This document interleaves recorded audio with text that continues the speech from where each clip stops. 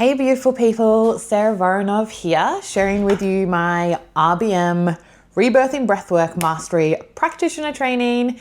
This is my session 37. This is actually the last session of my stage 1 training. So this whole year has been my own personal practice, and next year I get to start doing exchanges and I'll get to run my first retreat. So super exciting. 36 sessions is what stage 1 is generally meant to be, but there was a bit of a kerfuffle with people at different stages. So yeah, the agreement was adjusted and I did 37 for my stage 1. And just like every session, you then go out in life and you see what is different. What are you noticing? Because breath work, the whole point of it is to help raise your consciousness and awareness and move into that ability to be free to choose. And so what I had noticed from my last week's session to now is, well, first of all, I needed to type up a lot of my logs. So you have to type up every kind of session. And I was behind. I was only at session 20, 22. I lagged behind. Anyway, I caught up and it was actually really helpful because I realized that these 36 sessions, I've just been more or less kind of tracking around the same themes. And we all have certain themes in our life that we're kind of working through. And I was just really aware of my patterns and how they've just been little different iterations of it. So that I've always been swimming through the I don't know. I don't know what I'm doing. I don't know where I'm going. How's this going to look like? Looking for a reassurance, kind of the who am I? More like I want to be able to take up space, be exactly who I am. Feeling reassured in that everything's going to be okay. Having abundance and financial flow. Those were kind of my themes. And what I found really annoying was first when I was realizing this pattern, I'm like, how can I still be breathing on? I don't know, what? But I realized I settled in that it's okay. And of course in life, there's always going to be stuff that I do know and there's going to be stuff that I don't know. So it's kind of well, where do I want to be in that? And that helped to kind of form my intention. So before breathwork, you have your intention of what you're, bringing your psyche and everything forward to. I'm just looking down at my little book here to see what was the other things that I had noticed moving in. I think I also just noticed that some of my previous intentions had come through. So with previous, sorry about that noise. With previous intentions around wanting to take up space and receive, I've noticed that actually in my breathwork sessions, I have been putting my hand up, asking for help. I've been dialoguing through sessions. So really taking up space in that. Also I've had a few occasions where I've just been in full reception, going, people asking to help me with my clinic bag. So I'm in clinic today. I often have this really big suitcase and a bag with all my books and stuff that I use for kinesiology, and people asking hey, do you want some help? And my default answer came out was no, I'm okay. But then I changed and I was you know what? Thank you. Please help me bring this to my car. So it's just being aware of, both the small and the big things. So my intention that I had for this breathe was kind of another step towards, in breath work, we're always taking another step towards, an integrated step. And so my intention was okay, with this, I don't know, how I want to be is when I come across it, this feeling of so, what did I put here? Fully, deeply, I'm looked after, I'm more than okay. And I'm always okay. This kind of being able to have that forward movement, and then being in that space of if I don't know how something's going to work out, if I don't know the how of the steps, to fully be in curiosity and wonder And, you know, because if I have that, like, I am assured, I know, I just wonder how I'm going to get looked after, because that is inevitable. What else did I put down? Yeah, I just want to be fully worthy, being able to be in that free to choose with my food and my body, and, you know, what I want to charge for, like, money for, like, because this was also coming up as part of my material, noticing that some people in breathwork weren't charging as much as I intend to charge, and because I'll have higher expenses, having to hire out a room and all these other things, and being like, well, I get to be free to. So yeah, all of that came into my session. And then what you do is it's a full body and breath experience. So again, it's like that immersion. I was like feeling, now that I've shared that in my body, because I came to that session like super excited because it was my final session. And then when I shared my intention, I felt all this like zingy energy. My chest was open. And so then when we get the instruction to lay down, to keep that intention in your mind, to be with the body sensations, I was just being with it, fully breathing that conscious, full, connected breath. And then this is the thing that's been happening for quite a few sessions. I kind of go into this almost dream-like state where I'm just really relaxed and I'm kind of out of it. You know, I'm aware of the music and I'm aware of stuff that's around me. And then I kind of come to a little bit. And so this happened to me last week as well. And then I was like, there was no kind of anything wrong in my body. There was nothing to like fix in my head, any thoughts. There was no images. So last week when I was in that space, I got in touch with like boredom. But this session, I kind of was in this sense of like, I'm just looking for some stimulation. Like, oh, can something, like, I'm just looking, I was like, oh, will this song bring anything on? Oh, no, nothing. Okay, I'm just still feeling okay. And then I was like, so almost like fed up with this. Like, I'm just looking for some stimulation. I put my hand up almost automatically to start dialoguing with the facilitator.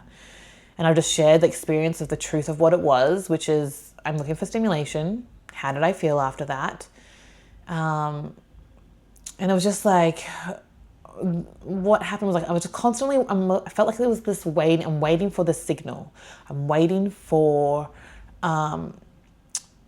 this signal, the stimulation on the outside to kind of like give me the message. And then there was a questioning over like, you know, where in life is that happening? And where I felt that is in my business. Like, I work quite intuitively, emotional sort of being. If you know human design, I'm a emotional manifester. And so everything's like feelings and like following the urge. And that's like something that I've been moving towards, feeling like I don't know what my next program is. I don't know what I'm working towards. I'm waiting to like feel the like message drop in to go, this is the thing I'm working on. And that was like, so I shared all of that. That's where it's happening in life. And it feels like I have to wait for the outside message. And like, yeah, then like there was a lot of crying, a lot of releasing, a lot of frustration and having to wait. And yeah, like then it kind of brought me, like I got a sense that I was like, oh, I feel like I'm actually on the edges of birth. This feeling of frustrated because I'm having to wait for the signal on the outside, just like, you know, being in utero, you wait for the signal for contractions to be like, oh, it's time to go, start moving. But I had this whole dialogue, this whole process of this feeling like I want to move, but I feel like I can't because I have to wait for the signal. But at the same time, I'm not ready because I feel like I need to wait for all my resources to kind of be gathered. And I can't force things. I can't force things to happen. I have to wait. I have to wait for the timing because this sense of like, if I force things, it just won't happen. Like things are not ready and, you know, it just wouldn't work. And like now I realize, oh, there was just a lot of releasing of what that must have felt like for me in utero. Because then as I was expressing and letting go of it, you know, speaking into everything that was happening and being with my body and breathing it all through, I got to this sense, I got the 5-minute call-in. So before your the 90-minute breath cycle is finished, you get a 5-minute sort of warning of saying that the session is going to be finishing, and you get to move within your own time, opening your eyes when you feel like you're ready. And I was like, I got where I was like moving towards, because I got this sense of like, yeah, I'm not ready. I'm not ready to be born. Oh, also just remembered, the other funny thing was that as I was dialoguing with the facilitator, and she was kind of asking me, could this be a body memory? And like, if that's how it was, like, is there a way of like how I would prefer things to be? And I had a knock on the door, because, I do all my breathwork sessions online during my training so far. A knock on the door, and someone said, delivery. And I thought that was so funny, because it's like the outside was knocking, saying delivery. At the same time, I'm dialoguing about kind of how I prefer almost like my delivery to be. And that's the funny thing with breathwork, you include everything within your experience. So what's that sound? Yeah, kind of where I moved towards was not feeling frustrated in the waiting. I kind of got to the point where it felt like, I don't know, it was almost like maybe on the edges of the cervix or something. It's like this feeling of like, I've got to wait for things to ripen. It's not ready yet. And I felt more settled in waiting for things to like kind of open. And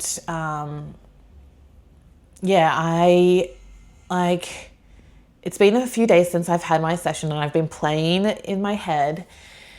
And because I feel okay that it's still an unfolding process, because it just felt like, everything is all step by step. It still doesn't feel like I'm in the free to choose, like that I can create and move at my own timing. It still feels that I need to wait for the outside. So I'm going to see what my next breathwork session kind of reveals to me. And also like how things move out in life. But it's also, the thing is, you don't need things to feel resolved in the session for them to resolve out in life. Which I think is really important to know, because I think in a lot of modalities, we look for like a feeling of resolution in a session to feel like it's solved out in life. And it's just, ever evolving. So I just want to see like, was there anything else that I wanted to share from here? So it's just like, basically the takeaways here is that I got in touch with a lot of what it must have felt like for me within that utero, waiting. There's a lot of release around that. And also a lot of these decisions that I made around that time about feeling like I need to wait for something on the outside to tell me that I can go, that I can't move forward until I have all my resources, until I have everything kind of lined up. And then when they're kind of perfect, then I can move. And I can see out in life how this patterning has kind of played out, needing to feel like I've, part of my perfectionist tendencies, and where I feel like I need to move forward, and like other people to kind of tell me what to do sometimes. So that is the last of my stage 1 breathwork training.